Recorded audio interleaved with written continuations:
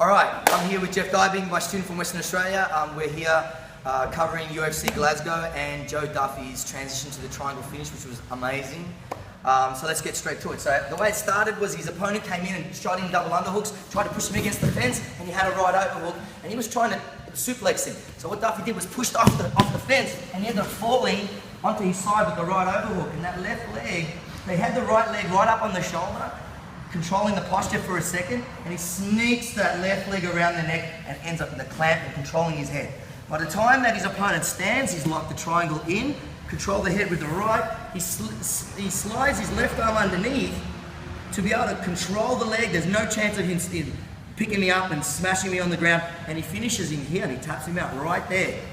That's the perfect way to cinch up that triangle, that perfect angle, controlling the leg, controlling the head, all squeezed, beautiful positioning. It was perfect. Joe Duffy did an incredible job. And that little push off the cage started the whole sequence of events that unfolded after that.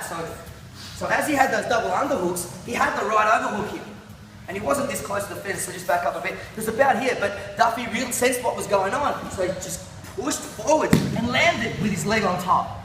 He had the time and the composure to realize the significance of such a position on the ground, and he thread that left leg through, controlled the posture, cinched in the triangle. As his opponent tried to defend, he knew it. Picked him up, he went straight into that clinch on the leg, and he cinched up that triangle. Beautiful. What a setup. One more time, he shoots, he's got the overhook, pushes off the fence, they fall down, he clears, cinches it up, he tries to stand, hooks that far leg, and finishes the triangle. Beautiful job, Joe Duffy. And there's also someone had a question on why wouldn't you go to that belly down Russian style prone armbar from there? Well, real simply, he had the overhook, the arm was on the outside, around the body here.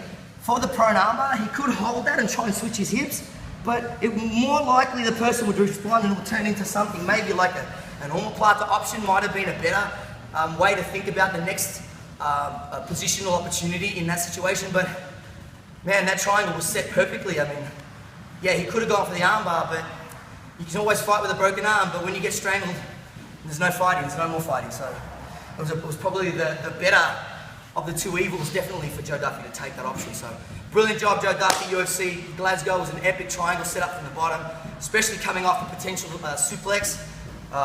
Great work.